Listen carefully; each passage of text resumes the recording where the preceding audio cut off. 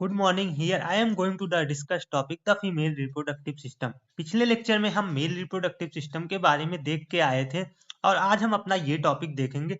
तो मैंने आपको पिछले लेक्चर में बताया था कि जब हम कोई अपना सिस्टम पढ़ते हैं तो हमें दो चीजें पता होनी चाहिए। पहला तो हमें पता होनी चाहिए कि उसकी लोकेशन क्या है और दूसरा कि लोकेशन कहाँ मतलब किस जगह पाया जाता है। दूसरा पार्ट्स के बारे में तो मैंने बताया था आपको कि कोई भी सिस्टम होगा वो लोकेटेड होगा, कहीं ना कहीं पाया जाएगा। तो वो लोकेशन के बारे में मैंने पूरा आपको एक रफ डायग्राम बनाया था। एक बार फिर से बना देता हूँ। इस बार ज्यादा एक्सप्लेन नहीं करूंगा। ये आपका हेड रीजन, शॉर्ट फॉर्म में लिखूंगा ये नेक, फिर ये आपका डायफ्राग्राम, और ये आपकी थाई रीजन, और ये आपकी पेल्विस रीजन। यहीं पे हमारा रिप्रोडक्टिव सिस्टम लोकेटेड है। पेल्विक रीजन में रिप्रोडक्टिव सिस्टम लोकेटेड है। तो लोकेशन हम लिखें अगर, हमारा रिप्रोडक्टिव सिस्टम का क्या है, पेल्विक रीजन। और पार्ट्स के बारे में जब हमने बात की थी तो मैंने बताया था कि रिप्रोडक्टिव सिस्टम के चाहे वो मेल का हो चाहे वो फीमेल का हो तो हमारे पास चार पार्ट पाए जाते हैं। अब जैसा जब रिप्रोडक्टिव सिस्टम की बात की, पार्ट के बारे में बात आया तो हमने बताया था कि हमारे पास टोटल 11 सिस्टम पाए जाते हैं बॉडी में। जैसा कुछ मैं बता दे रहा हूँ, जैसे respiratory system, circulatory system, excretory system, digestive system पहले आता है पर वो कट गया है, पर हम सिस्टम है बॉडी में पाया जाता है तो डिस्कस कर लेंगे। और इसी तरीके से muscular system, skeletal system, endocrine system, और उससे पहले नर्वस सिस्टम, फिर हमारा रिप्रोडक्टिव सिस्टम, फिर इम्यून सिस्टम। तो मैंने बताया था कि रिप्रोडक्टिव सिस्टम के हमारे पास चार पार्ट पाए जाते हैं। और मैं अब उन चारों पार्टों को एक बार फिर से डिस्कस करूंगा और आप रिलेट करिएगा मेल रिप्रोडक्टिव सिस्टम से। कि पहले आप बताइए कि उस रिप्रोडक्टिव सिस्टम के कितने चार पार्ट कौन कौन से मैंने आपको बताए थे। पहला पार्ट मैंने बताया था आपको प्राइमरी सेक्स ऑर्गन। फिर मैंने दूसरा पार्ट आपको बताया था एसेसरी डक्ट्स। फिर मैंने तीसरा पार्ट आपको बताया था एसेसरी ग्लैंड।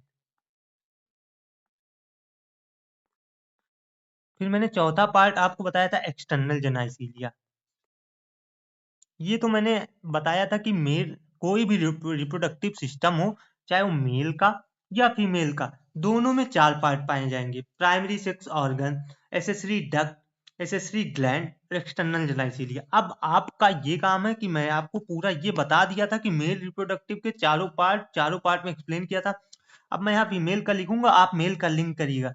मैंने मेल में प्राइमरी सेक्स ऑर्गन टेस्टिस बताया था, फीमेल में हमारा ओवरी होता है। अब यहाँ एक चीज और बताऊंगा अभी, सिंगुलर और प्लूरल का खेल। एसेसरी डक्ट्स आपको मेल में मैंने बताया था rete testis, vasa efferentia, epididymis and vas deferens, RB EB trick भी बताई थी। पर यहाँ पे एसेसरी डक्ट्स हमारी है फैलोपियन ट्यूब,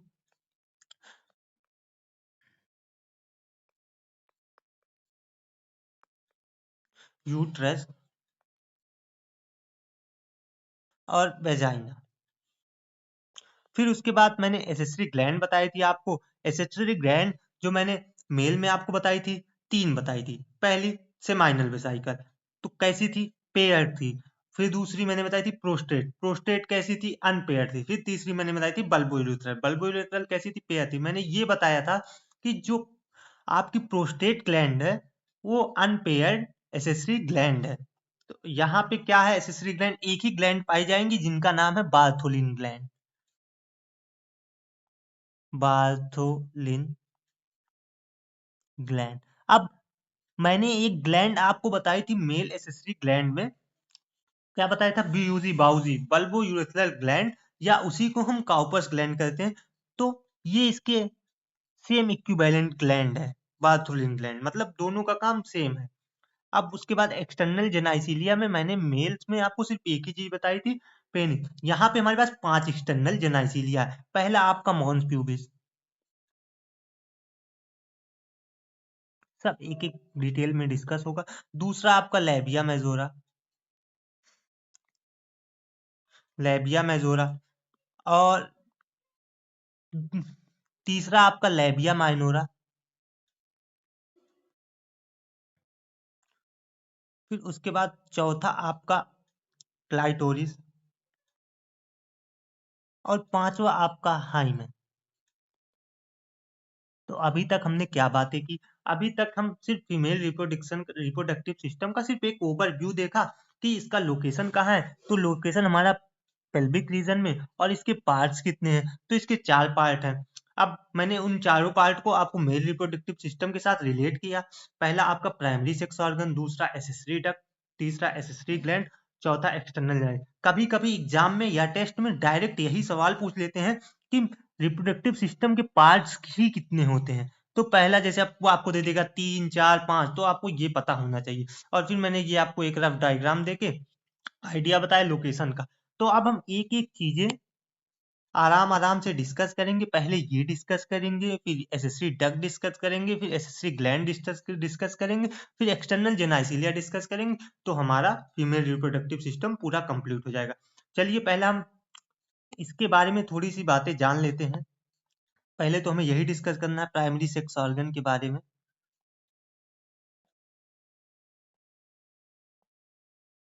अब मैंने बताया एक चीज अभी बताऊंगा, जब मैंने ये लिखा था। अब मैं बताता हूँ, यहाँ पे भी सिंगुलर और प्लूरल का खेल है। तो जब हमारे पास ऐसा लिखा जाए तो ये सिंगुलर फॉर्म है, ये ब्रैकेट में ऐसे लिख दे रहा हूँ। जब हमारे पास ऐसा लिखा जाए,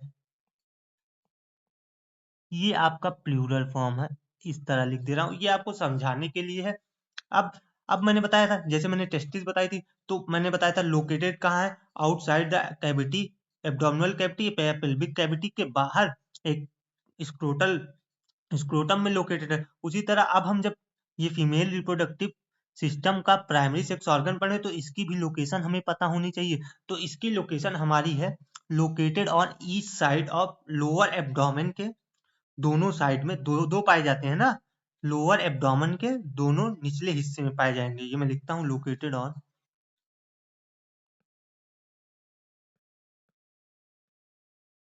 east side of lower abdomen. Abdomen के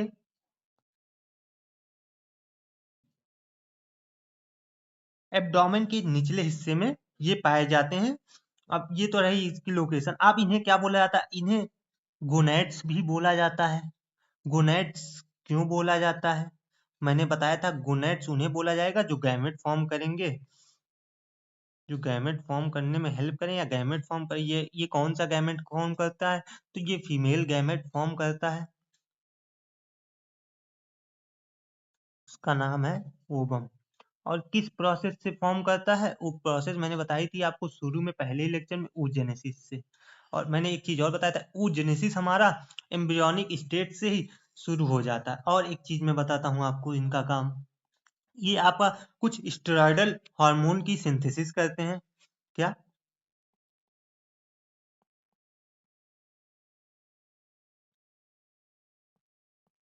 कुछ स्टेरॉयडल हार्मोन्स की सिंथेसिस करते हैं, जैसे एस्ट्रोजन और प्रोजेस्ट्रोजन।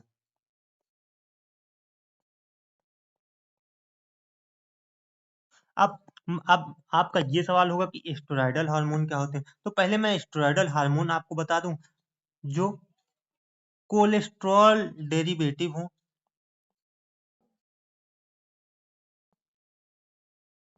और लिपिड सॉल्युबल हो, उन्हें बोला जाता है स्टेरॉयडल हार्मोन। और एक चीज और, इन्हीं जो हार्मोन ये ओवरी निकालती, इन्हीं को भी बोला जाता है ओवेरियन हार्मोन। अभी तक मैंने क्या-क्या आपको बताया?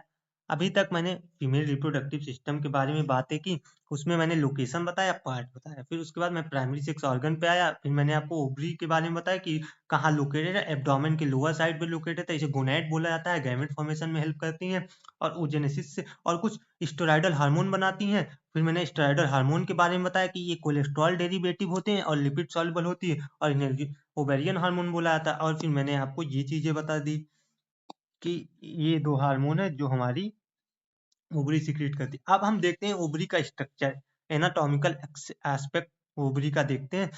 अब क्या होता है कि ये जो ओवरी है हमारी, ये ओवल है, ओवल है, ओवल है। तो और ओवल इस तरह है। अब ओवल है, अब कोई भी चीज होगा तो इसके अंदर की कैविटी को, सॉरी, ये ओवल है। अब इसके अंदर की कैविटी को हम ओवेरियन स्ट्रोमा बोलते हैं। और इसकी लेंथ कितनी है? ओवल है और इसकी लेंथ है 2 से 4 सेंटीमीटर। अब यहाँ पे मैं एक चीज और आपको बताऊंगा कि एनसीईआरटी में जितने भी मैक्सिमम डाटा दिए गए हैं, जितने भी मैक्सिमम डाटा दिए गए हैं वो आपके माइक्रोमीटर में दिए गए हैं, ये मैक्सिमम डाटा। दो डाटा आपके नैनोमीटर में दिए गए हैं और 2-3 डाटा आपके सेंटीमीटर में दिए गए हैं। तो आपको ये चीज याद रखनी है। आप सिर्फ नैनोमीटर में 2 डाटा दिया गया, एक राइबोसोम्स की साइज दी गई है और आपका एक पेरी न्यूक्लियर स्पेस दिया गया, और लमसम डाटा आपके माइक्रोमीटर में है और कुछ सेंटीमीटर में। जहां जहां आता जाएगा मैं बताता जाऊंगा, पर नैनोमीटर वाला आप ध्यान दीजिएगा। एक राइबोसोम्स की साइज और एक आपको पेरी न्यूक्लियर स्पेस की साइज। और ये अब खैर बहरहाल अपने टॉपिक पे आते हैं। ओवरी ओवल शेप की है, लेंथ हमारा 2 से 4 सेंटीमीटर। अब ओवरी है तो इसके अंदर की कैविटी पाई जाएगी ओवेरियन स्ट्रोमा। अब जब स्ट्रोमा होगा, अब देखिए एक सेंट्रल पोर्शन होगा और एक बाहर वाला पोर्शन होगा। तो तो इसके दो पार्ट, एक सेंट्रल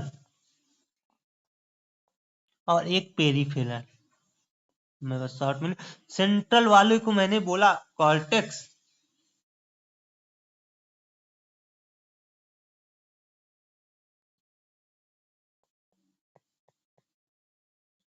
और इसको बाहर वाला मतलब मेडुला मेडुला बोला गया। अब देखते हैं, सॉरी सॉरी सॉरी, यहाँ थोड़ी सी गलती हो गई। ओवेरियन स्ट्रोमा में 2 पार्ट पाए जाएंगे, एक सेंट्रल में और एक किनारे किनारे वाला। एक सेंटर में और एक किनारे किनारे पेरिफेरल पार्ट। अब सेंटर पार्ट को हमने हमेशा मेडुला बोलते हैं और इस किनारे वाले पार्ट को कॉर्टेक्स बोलते हैं। अब देखिए ये जो सेंटर वाला पार्ट हमें दिख रहा है, इसे हमने नाम दिया मेडुला, और इस किनारे वाले पार्ट को हमने नाम दिया कॉर्टेक्स। अब हम आगे थोड़ा इसका और डिटेल आपको बताते हैं। इस डायग्राम को मैं थोड़ा किनारे करूं, नीचे के साइड। अब देखते हैं, अभी तक मैंने क्या बताया आपको। ओवरी बताई, ओवरी की ओवल शेप में होती, इनका लेंथ 2 से 4 सेंटीमीटर का है।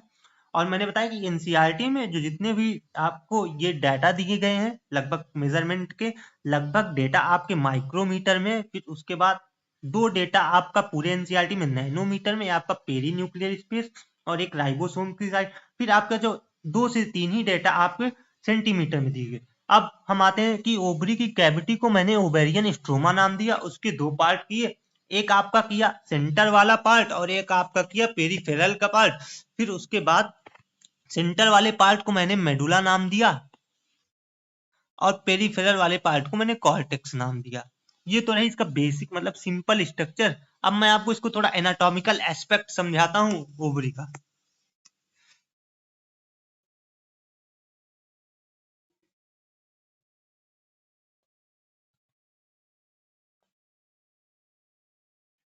अब एनसीईआरटी में लाइन दी गई है कि ये ओवरी सराउंडेड है थिन इपिथीलियम से, तो मैं इसको सराउंड कर देता हूँ थिन इपिथीलियम से। मैं अभी लेबल करता हूँ।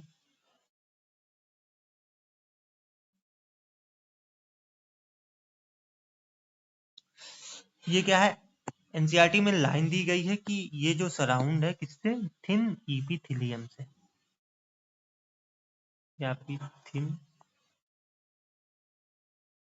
इपिथीलियम।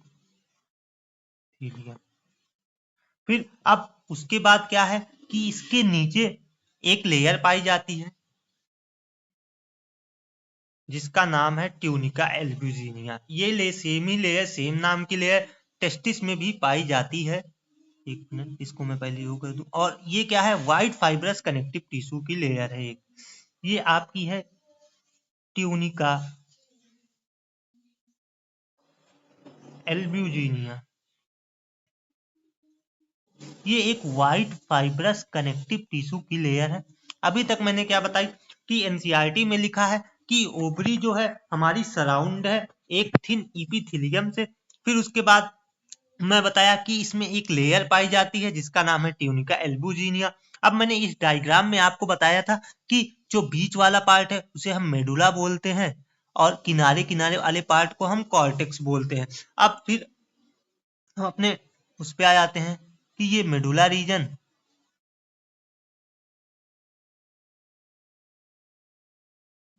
और ये आपका कॉर्टेक्स रीजन। अब जैसे हमारा जब हम टेस्टिस पढ़ रहे थे तो वहां पढ़ी थी एक स्ट्रक्चर पढ़ी थी स्पर्मेटिक कॉर्ड, जिसकी वजह से गोनेडल सप्लाई, आर्टरी की सप्लाई, लिम्फ की सप्लाई और वेन की सप्लाई और नर्व की सप्लाई टेस्टिस में आती थी उस कॉर्ड की हेल्प से। अब यहाँ भी एक टाइप ऐसा कॉर्ड पाया जाता है जिसका नाम है मीजोबेरियम, जिससे हमारी आर्टरी वेन लिम्फेटिक अंदर जाती हैं, जिसका स्ट्रक्चर का नाम है मीजोबेरियम। ये क्या, इस स्ट्रक्चर से आपकी आर्टरी, वेन, लिम्फ, नर्व्स ये चीजें अंदर जाती। अभी तक मैं ओवरी के स्ट्रक्चर की बात किया। पहले मैं इसका सिंपल स्ट्रक्चर आपको बताया कि 2 से 4 सेंटीमीटर इसकी लेंथ। फिर ओवेरियन स्ट्रोमा उसकी कैविटी को बोलते हैं, उसके अंदर के स्पेस को बोलते हैं। फिर दो पार्ट में डिवाइड है हमारा, एक आपका कॉर्टेक्स वाला पार्ट और एक आपका मतलब एक आपका मिडिल वाला पार्ट जिसको हमने मेडुला बोला, सेंटर वाला पार्ट, एक आपका किनारे वाला पार्ट, पेरीफेरी वाला पार्ट जिसको हमने बोला कॉर्टेक्स। अब क्या है कि जो सब चीजें मतलब आपने देखते होंगे कि इसी में ओवरी की डेवलप होता है कि पहले हमारी प्राइमरी फॉलिकल बनी, फिर सेकेंडरी फॉलिकल बनी, ऐसे ऐसे इधर ही होता है। और ये रीजन हमारा होता है, ये जो डेवलपमेंट या फॉलिकुलोजेनेसिस होती है ये हमारी होती है कॉर्टेक्स रीजन में। ये कौन सा रीजन है, कॉर्टेक्स रीजन में ही हमारी क्या होती, डेवलपमेंट या हम कह सकते हैं फॉलिकोजेनेसिस। अब अभी तक तो हम सिर्फ ओवरी के स्ट्रक्चर के बारे में चीजें देखे और फिर ये देखा कि 2 से 4 सेंटीमीटर इसकी लेंथ और इसमें दो चीजें पाई जाती हैं, एक मेडुला और एक कॉर्टेक्स। बस अब हम आगे देखते हैं अपना ये डायग्राम। ये क्या है, ये आपको पूरा ये एनाटॉमिकल एस्पेक्ट बताएगा फीमेल रिप्रोडक्टिव सिस्टम का। जैसा कि ये डायग्राम हम ऊपर पे, जैसा हम बताए थे कि हमें जब कोई भी रिप्रोडक्टिव सिस्टम पढ़नी होती है तो चार चीजें पढ़नी होती है। कौन कौन सी चार चीजें, पहला हमें पढ़ना होता है प्राइमरी सेक्स ऑर्गन, तो वो तो हमने ओवरी पढ़ लिया। फिर हमें पढ़ना होता है एसेसरी डक्ट्स, इसमें शॉर्ट फॉर्म में लिखूंगा। अब हम पढ़ेंगे एसेसरी डक्ट। फिर उसके बाद हमें पढ़ना होता है एसेसरी ग्लैंड्स और फिर एक्सटर्नल जेनाइसिलिया। तो हम एसेसरी प्राइमरी सेक्स ऑर्गन ऊपर वाले डायग्राम से देखें, अब हम एसेसरी डक्ट्स इस डायग्राम से प्रॉपर देखेंगे। अब हमें पता होना चाहिए हमारे पास कितनी एसेसरी डक्ट है, एसेसरी डक्ट। अब मैं पूछूं आपसे कि मेल्स में कौन कौन सी एसेसरी डक्ट थी, तो उसकी मैंने ट्रिक दी थी, आरबी, ईबी, रेटे टेस्टिस, वासा एफ्रेंसिया, इपीडिडाइमिस और वास डेफरेंस। अब यहाँ मैं आपसे पूछ रहा हूँ कि हमारे पास कौन कौन सी है। तो पहली है हमारी फेलोपियन ट्यूब,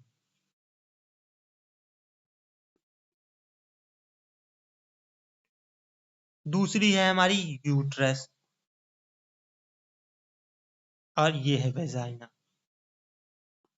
अब हम यहीं से इसी डायग्राम से आपको पूरा ये एसेसरी डक्ट एक्सप्लेन कर देंगे। तो शुरू करते हैं। अब मैंने बताया पहले हम ओवरी से शुरू करते, ये रही हमारी ओवरी जिसे हम प्राइमरी सेक्स ऑर्गन भी बोला। अब देखिए मैंने बताया था कि जो ओवरी है ये अटैच होती है लीगामेंट से, ये लीगामेंट है हमारा, लीगामेंट की हेल्प से, लीगामेंट की हेल्प से फेलोपियन ट्यूब से, और ये अटैच होती है लीगामेंट के थ्रू से यूट्रस, ये देखिए यूट्रस से भी। क्या है कि ओवरी हमारी लिगामेंट की हेल्प से यूट्रस से भी अटैच है और फेलोपियन ट्यूब से अटैच है। ये इस साइड भी सेम चीज है और इस साइड भी सेम चीज। अब हम ये चीजें तो देख ली, अब हम एक एक चीजें करके पढ़ेंगे। अब हम पढ़ेंगे पहले फेलोपियन ट्यूब। पहले हम एक बार लेंथ का जिक्र करते हैं कि हमारी पहले ओवरी की लेंथ कितनी है, 2 से 4 सेंटीमीटर। अब उसके बाद क्या है कि फेलोपियन ट्यूब है, इन तीनों, पहला फेलोपियन ट्यूब का पार्ट आता है हमारा इनफंडीबुलम। ये कैसा होता है, फनल शेप का। किस शेप का, फनल शेप। अब इसके लोअर एंड पे मॉडिफिकेशंस कुछ हो जाते हैं और उसको नाम हम देते हैं फिम्बरी। फिम्बरी क्या करता है, हेल्प करता है कलेक्शन ऑफ ओवम। क्या करता है, कलेक्शन ऑफ ओवम। मैं बताता हूँ इसका फंक्शन कैसे। जैसे ये ओवरी है, तो ये ओवरी जब ऊपर से एग रिलीज करेगी तो फिम्बरी इस तरह से कैच कर लेती है। फिम्बरी का काम होता है कैच करना या कलेक्शन ऑफ ओवम। अब फिम्बरी के बाद, फिम्बरी इनफंडीबुलम का ही पार्ट है। इनफंडीबुलम हमारा फनल शेप का। उसके बाद आता है हमारा एम्पुला। एम्पुला हमारा वाइडेस्ट पोर्शन होता है।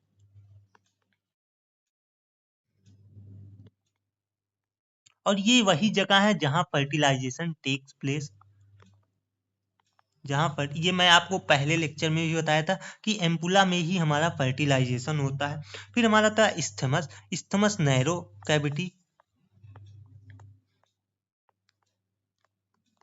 इसकी जो होती है नैग्रो कैविटी। और एक चीज और, जो हमारी फेलोपियन ट्यूब है वो ओवरी के पेरीफेरी से शुरू होती है और यूटरस तक जाती है। इसका मतलब ये एनसीईआरटी की लाइन है, ओवरी के पेरीफेरी से शुरू होगी और यूटरस तक जाएगी। ये देखिए यूटरस कहाँ से शुरू हुई, ओवरी से पेरीफेरी से शुरू होके यूटरस तक गई। ये हमारी एनसीईआरटी की लाइन। अभी तक मैंने क्या बताया, फिम्बरी बताई कि ये कलेक्शन करने में हेल्प करती है। फिर मैंने इनफंडीबुलम का नाम दिया, ये फनल शेप्ड है। फिर मैंने एम्पुला का नाम दिया, ये वाइडेस्ट पोर्शन है। फिर उसके बाद मैंने आपको ये बताया कि इस्थमस और नैरो कैविटी। अब मैं एक चीज और बताता हूँ जो एनसीईआरटी में थोड़ा दिया गया है, दो जगह दो अलग अलग चीजें।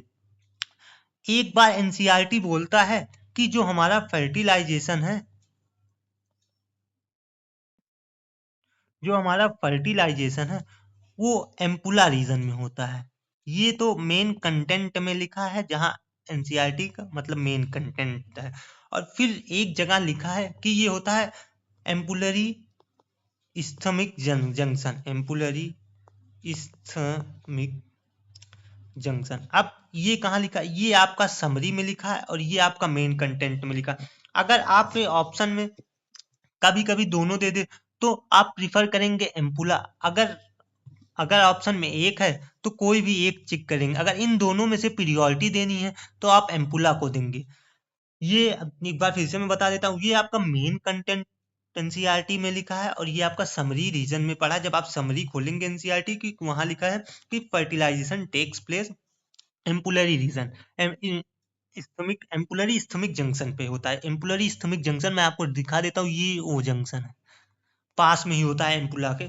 मैंने अभी तक आपको दो चीजें पढ़ा दी। एक आपको मैंने पढ़ा दिया प्राइमरी सेक्स ऑर्गन, जिसे हमने ओवरी बोला, लेंथ 2 से 4 सेंटीमीटर, दो पार्ट, कॉर्टेक्स और मेडुला। कॉर्टेक्स में हमारा फॉलिकुलोजेनेसिस मतलब डेवलपमेंट होता, और मेडुला से हमारा ये जो ब्लड वेसल्स आती है ये सब चीजें। मीजोबोरियम कैविटी, ये जो ब्लड वेसल आई, आर्टरी आई, वेन आई, नर्व आई और लिम्फेटिक्स आई। अब उसके बाद मैं आपको पढ़ा रहा हूँ एसेसरी डक्ट। एसेसरी डक्ट हमारे पास तीन है। पहला हमारे पास फेलोपियन ट्यूब। फेलोपियन ट्यूब के हमारे पास तीन पार्ट। अब इस्थमस, एम्पुला और इनफंडीबुलम को मिला के हम बोलते हैं फेलोपियन ट्यूब। इस्थमस, इनफंडीबुलम और इसको मिला के हम बोलते हैं फेलोपियन ट्यूब। क्या क्या, हम इस्थमस, इस्थमस, एम्पुला और इनफंडीबुलम को मिला के बोलते हैं फेलोपियन ट्यूब। क्या बोलते हैं, फेलोपियन ट्यूब, या इसी को हम नाम देते हैं ओविडक्ट। अब इसकी लेंथ देखते हैं। इसकी लेंथ हमारी होती है 10 से 12 सेंटीमीटर। बस ये चीजें थी। अब हमारा ये चीजें क्लियर है फेलोपियन ट्यूब के बारे में।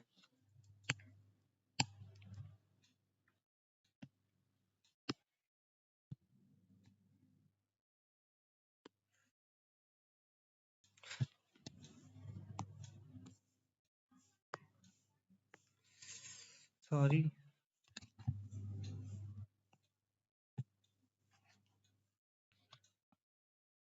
अब ये चीजें क्लियर है हमारी फेलोपियन ट्यूब के बारे में। अब आगे से हम बात करते हैं, ये चीजें हो गई हमारी, हो गई ये फेलोपियन ट्यूब हो गई। अब हम यूट्रस को देखते हैं। ये जो इसका गुम्मद नुमा स्ट्रक्चर है, गुम्मद नुमा, इसे हम बोलते हैं यूट्राइन फंडस। क्या बोलते हैं? इसे हम बोलते हैं यूट्राइन फंडस। और इस खाली स्पेस को बोलते हैं हम यूटेराइन कैविटी। क्या बोलते हैं? Uterine cavity. अब यूट्रस में तीन तरह की मसल्स पाई जाती है। पहला एंडोमेट्रियम, तीन लाइनिंग होती है जिसे बोला गया एंडोमेट्रियम। जो आखिरी वाली लाइनिंग है इसे बोला गया एंडोमेट्रियम। जो बीच वाली लाइनिंग है इसे बोला गया मायोमेट्रियम। और किनारे वाली लाइनिंग को पेरीमेट्रियम बोला गया। अब मैं एक चीज बताता हूँ, सीक्वेंस हमेशा मैं आपको बताया था कि आप आउटर से इनर याद करिएगा। मैं बताया था टेस्टिस की, टेस्टिस में कितनी लेयर? तीन लेयर। पहली कौन? Tunica vaginalis. दूसरी कौन? Tunica albuginea. तीसरी कौन? ट्यूनिका वेस्कुलोसा। फिर उसी तरह से हमारे पास ब्लड वेसल्स में भी तीन लेयर होती हैं। पहली लेयर ट्यूनिका एक्सटर्ना, दूसरी लेयर ट्यूनिका मीडिया, तीसरी लेयर ट्यूनिका इंटेमा। फिर उसके बाद जब ब्लड वेसल्स में तीन लेयर होगी, उसी तरह हमारे पास हार्ट में भी तीन लेयर होती हैं, इपीकार्डियम, मायोकार्डियम और एंडोकार्डियम। तो मैं ये बताना चाहता हूँ, ये सीक्वेंस में बताना चाहता हूँ, इसी तरीके से रिलेट करके आप चीजें याद कर सकते हैं। पर मैं बताया था सीक्वेंस हमेशा आउटर टू इनर याद करिएगा, ये ज्यादा हेल्पफुल हो, क्योंकि जितने भी सीक्वेंस एनसीईआरटी में गिवन है, एक दो सीक्वेंस को छोड़ के सब सीक्वेंस आउटर टू इनर दिए गए हैं। अब जैसे इसका आउटर टू इनर सीक्वेंस होगा पेरीमेट्रियम, मायोमेट्रियम और एंडोमेट्रियम।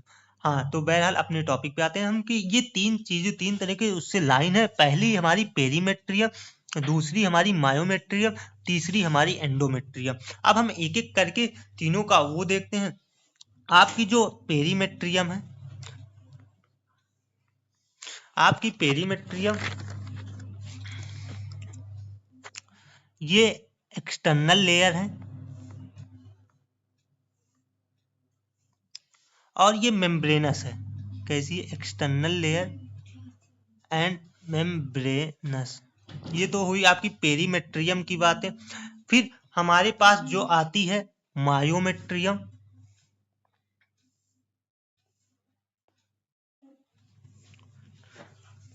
मायोमेट्रियम हमारी स्मूथ मसल से मिलके बनी होती है। इसके अंदर कॉन्ट्रैक्शन की प्रॉपर्टी पाई जाती है। अब मैं एक चीज बता दूं, इसके जब प्रेगनेंसी का टाइम होता है या पार्चुरेशन का टाइम होता है, इसमें एकदम स्ट्रॉन्ग कॉन्ट्रैक्शन होता है। और वो कौन सा हार्मोन कराता है? वो हार्मोन का नाम है ऑक्सीटोसिन। ऑक्सीटोसिन हमारी बॉडी के स्मूथ मसल्स पे एक्ट करता है और हर जगह वो कॉन्ट्रैक्शन कराता है। ऐसा नहीं है कि ऑक्सीटोसिन सिर्फ हमारे यूट्रस की ही स्मूथ मसल्स पे एक्ट करके कॉन्ट्रैक्शन कराता है। ऑक्सीटोसिन ये चीज बहुत डीप चीज है। एनसीईआरटी जब आप पूरा शुरू से लेके अंत तक पढ़ेंगे तब पता चलेगा कि ऑक्सीटोसिन हमारी बॉडी के हर स्मूथ मसल्स पे एक्ट करके कॉन्ट्रेक्शन कराता है। उसी में मायोमेट्रियम में स्मूथ मसल पाई जाती हैं, जो पार्चुरेशन के समय ऑक्सीटोसिन उस पर एक्ट करता है और एक स्ट्रॉन्ग यूट्राइन कॉन्ट्रेक्शन कराता है। ये तो रही हमारी मायोमेट्रियम की बातें। अब हम देखते हैं अपना एंडोमेट्रियम।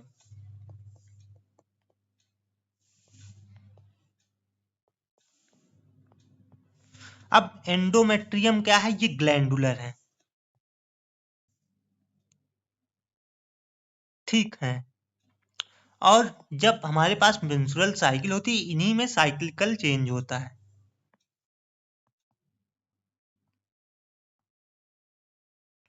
मैं लिख देता हूं, साइक्लिकल चेंज टेक्स प्लेस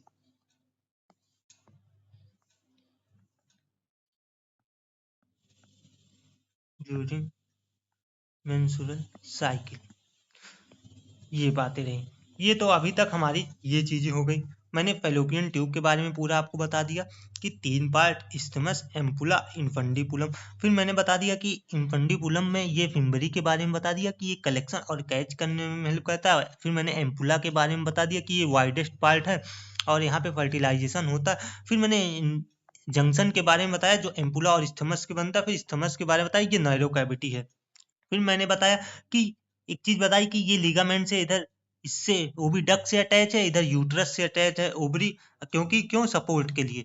फिर उसके बाद मैंने बताया आपको यूट्रस के बारे में कि 3 लेयर लाइन होती हैं यूट्रस में, आपकी एंडोमेट्रियम, मायोमेट्रियम, पेरीमेट्रियम। ऊपर वाले पार्ट को यूट्राइन फंडस बोला। अब एक चीज बता दूं मैं, ये जो सर्विक्स है ये भी यूट्रस का ही पार्ट है, क्योंकि यहाँ भी ये तीनों लाइनिंग पाई जाएंगी। पर एनसीईआरटी लिखी है जब एनसीईआरटी अभी मैं आपको दिखाऊंगा वो लिखी है यूट्रस कॉमा सर्विक्स, इसीलिए हम इसको अलग अलग पढ़ते हैं। पर अगर हम इसको एनाटॉमिकल एस्पेक्ट से देखें तो ये दोनों एक ही चीज है, यूट्रस और सर्विक्स। क्योंकि ये देखिए जो ये तीनों लाइनिंग है वो यहाँ तक पाई जाती हैं।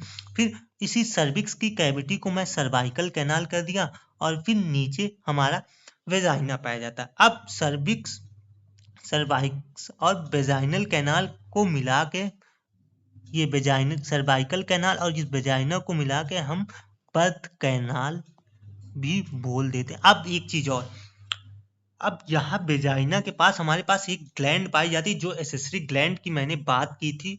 कौन सी ग्लैंड? Bartholin gland. इसका मैं कॉन्सेप्ट आपको दूंगा।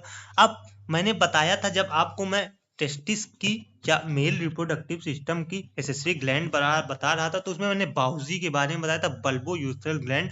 उसका काम क्या था?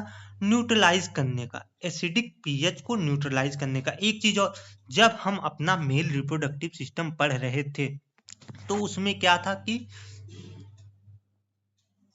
था जब हम अपना मेल रिप्रोडक्टिव सिस्टम पढ़ रहे थे,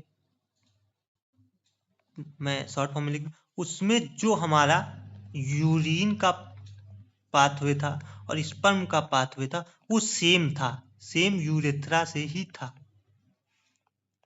ना। तो उसमें क्या था कि एक बार कभी यूरिन आ रहा है फिर बाद में स्पर्म आ रहा है, तो उसमें एसिडिक पीएच होना तो मतलब कंपलसरी था, क्योंकि यूरिन का पीएच एसिडिक हुई होता है। तो उसमें हमारा बाउजी का काम आता था, बल्बो यूरेथ्रल ग्लैंड का काम आता था उसे न्यूट्रलाइज करने के लिए। पर अब यहाँ मैं बताता हूँ, यहाँ जो होता है यूरिनरी पासेज अलग होता है और ये पासेज अलग होता है। फिर यहाँ क्यों ये ग्लैंड दे दी गई बार्थोलिन ग्लैंड? इसलिए दे दी गई क्योंकि फीमेल्स के वेजाइना में एक बैक्टीरिया पाया जाता है, lab lacto acidic bacillus bacteria. मैं बता दूं इसलिए दे दी गई क्योंकि यहाँ लैक्टो एसिडिक लैब बैक्टीरिया पाया जाता है जो ग्लाइकोजन को तोड़ के लैक्टिक एसिड में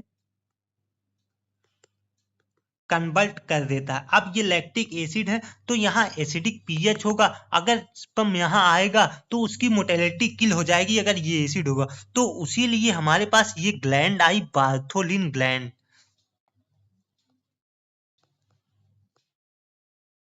तब बार्थोलिन ग्लैंड के सिक्रीशन से ये पीएच मेंटेन रहता है। तो अभी तक मैंने आपको ये चीजें पढ़ा दी। मैंने आपको एसेसरी डक्ट में फैलोपियन ट्यूब पढ़ा दिया, यूट्रस के बारे में बता दिया कि 3 लेयर से लाइनिंग है, फिर मैंने वेजाइना के बारे में बता दिया, फिर मैंने एसेसरी ग्लैंड के बारे में बता दिया। एक बार मैं फिर से डिस्कस कर देता हूँ चीज़ों को शुरू से। अभी तक मैंने क्या पढ़ा? हम पढ़ रहे हैं अपना फीमेल रिप्रोडक्टिव पार्ट जिसके 4 पार्ट। पहला हमने प्राइमरी सेक्स ऑर्गन पढ़ा। प्राइमरी सेक्स ऑर्गन हमारा ओवरी। फिर मैंने ओवरी की लेंथ देखी, फिर 2 पार्ट देखे, कॉर्टेक्स और मेडुला। फिर हमने देखा कि मेडुला में क्या होता है, जो blood vessels, arteries, nerve, lymphatics ये सब की सप्लाई है। फिर हमने उसके बाद देखा कि मेडुला के बाद हमने ये चीजें देखी, उसके बाद कॉर्टेक्स में देखा कि फॉलिकुलोजेनेसिस होती है। फिर हमने अपने एसेसरी डक्ट्स पे आ गए कि हमारे पास पहले 3 accessory duct, fallopian tube, uterus और वेजाइना। फिर मैंने फेलोपियन ट्यूब का एक एक पार्ट अच्छे से एक्सप्लेन किया, इन्फंडिबुलम, एम्पुला, एस्थमस। फिर उसके बाद मैंने आपको शिफ्ट होकर यूट्रस के बारे में बताया कि 3 लेयर। मैंने एक चीज़ और बताई कि एनसीईआरटी में जब भी सीक्वेंस याद करेंगे हम आउटर टू इनर सीक्वेंस याद करेंगे, क्योंकि maximum sequence outer to inner है तो ज़्यादा हेल्पफुल होंगे। जैसे मैंने फिर 3 लेयर बताई कि पेरीमेट्रियम, मायोमेट्रियम, एंडोमेट्रियम। उसी तरह मैंने 3 लेयर और भी चीज़ों में बताया, ब्लड वेसल्स की बताई, हार्ट की बताई, और मैंने जो अपनी टेस्टिस पढ़ी थी उसके बारे में भी बताया। अब फिर हम आगे देखते हैं अपना टॉपिक। ये तो 3 टॉपिक हमारे हो गए। अब हमारी टॉपिक आती एक्सटर्नल जेनाइसिलिया। जब हम मेल वाला पार्ट पढ़ रहे थे जब हम मेल वाला पार्ट पढ़ रहे थे तो हमारे पास सिर्फ क्या थी। अब हम इतने पार्ट में एक्सटर्नल जेनाइसिलिया देखते हैं, फिर हम आपको एनसीईआरटी पढ़ा देंगे। जब मेल वाला पार्ट पढ़ रहे थे तो हमने देखा था कि उसमें एक एक्सटर्नल जेनाइसिलिया पाया जाता है। अब यहाँ पे हम देखते हैं हमारे पास 5 एक्सटर्नल जेनाइसिलिया मैंने ऊपर बताया कौन कौन से। पहला हमारा मॉन्स प्यूबिस, दूसरा हमारा लैबिया मेजोरा, तीसरा हमारा लैबिया माइनोरा, फिर उसके बाद तीसरा लैबिया माइनोरा, फिर चौथा क्लाइटोरिस हाइमन। अब मैं स्ट्रक्चर में आपको एक एक बार सब अच्छे से दिखा देता हूँ, फिर उसके बाद आपको मैं क्लियर कर देता हूँ। ये आपका मैं मॉन्स प्यूबिस बना दिया, शॉर्ट फॉर्म में लिखूंगा।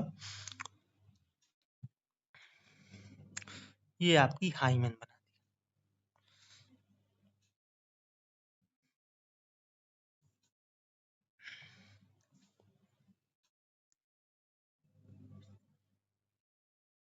फिर मैं एक लेयर और बना दिया। अब देखते हैं, अब मैं आपको इसी में से पूरा एक्सप्लेन कर दूंगा, फिर एनसीईआरटी पढ़ाता हूँ। Mons pubis cushion like fatty tissue है, मतलब तकिए जैसा फैटी टिश्यू है, और इसमें हेयर्स पाए जाते हैं प्यूबर्टी के टाइम। जैसे हमारे स्क्रोटल सैक पे प्यूबर्टी के टाइम हेयर पाए जाते हैं, वैसे मॉन्स प्यूबिस में पाए जाते हैं। फिर उसके बाद हमारे पास आता है लैबिया मेजोरा।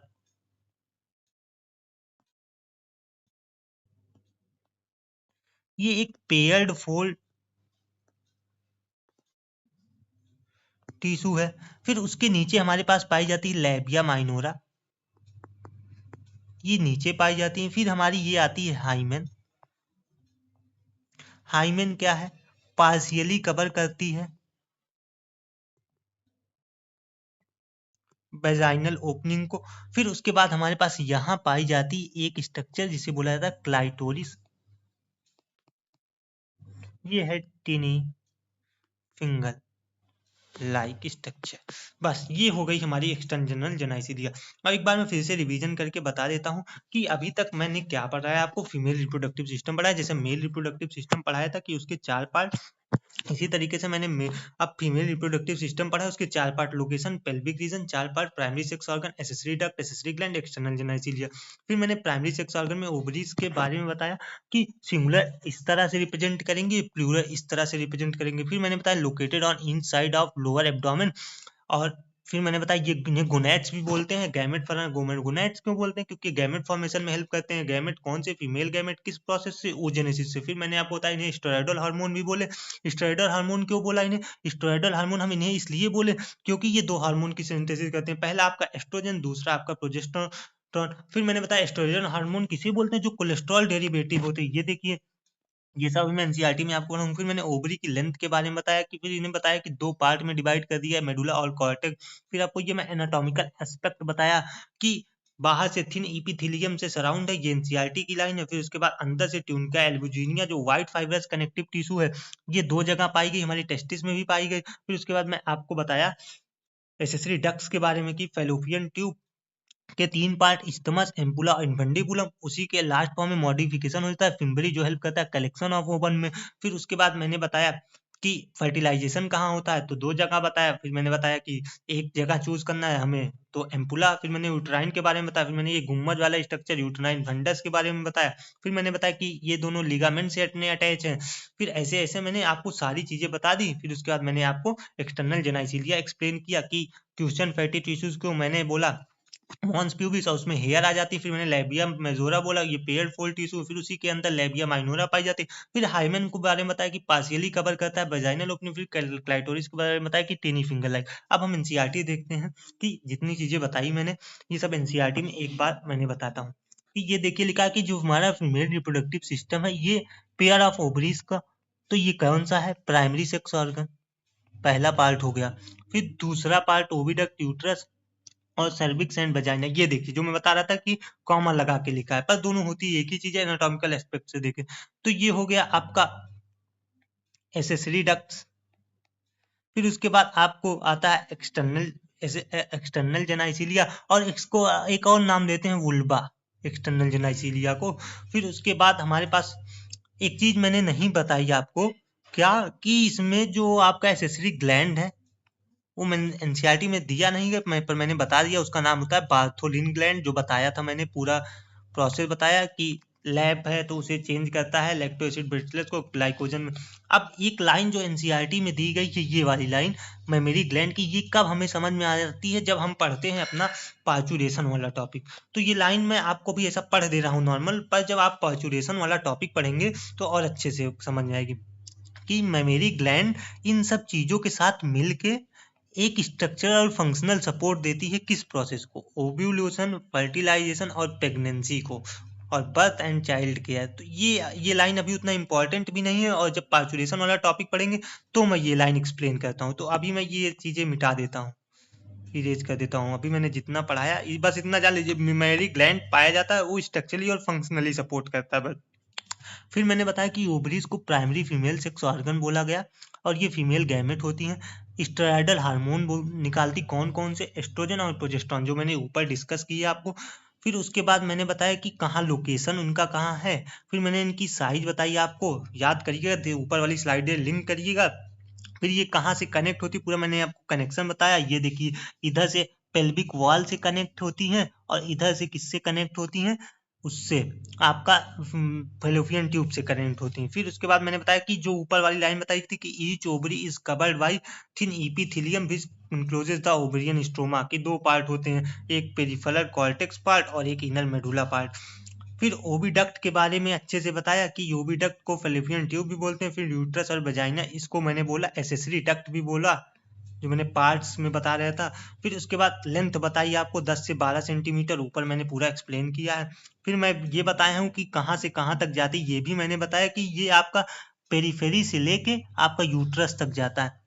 फिर मैंने इसके एक एक पार्ट को आपको बताया, इन्वेंडिबुलम फनल से फिम्बरी का काम बताया, फिर एम्पुला का काम बताया, फिर इस्थमस का काम बताया। फिर हाँ एक चीज भूल गया, यूट्रस का सिंगल, हाँ बताना, यूट्रस सिंगल होती है और इसे वोम भी कहा जाता है। और इसका जो शेप होता है, ये देखिए इन्वर्टेड पीयर शेप होता है, नाशपाती के समान इन्वर्टेड पीयर शेप होता है, इन्वर्टेड पीयर शेप होता है। फिर ये लिगामेंट से सपोर्ट किया जाता है। फिर मैंने सर्वाइकल कैनाल के बारे में बताया। फिर मैंने तो आपको तीनों लेयर के बारे में बताया, पेरीमेट्रियम, एंडोमेट्रियम, मायोमेट्रियम के बारे में अच्छे से। फिर मैंने एक्सटर्नल जेनाइसिलिया के बारे में भी आपको अच्छे से बता दिया कि ये क्या करती है। Mons pubis, labia majora, labia minora, hymen, clitoris 5 होती हैं, पूरा बताया। मॉन प्यूबिस के बारे में बताया, cushion of fatty tissue covered with skin and pubic hair. फिर लेबिया मेजोरा के बारे में बताया कि फ्लैशी फोल्ड होती हैं टिश्यू। फिर लेबिया माइनोरा के बारे में बताया कि उसके नीचे पाई जाती हैं। फिर उसके बाद मैंने हाइमेन और क्लाइटोरिस के बारे में भी बताया है।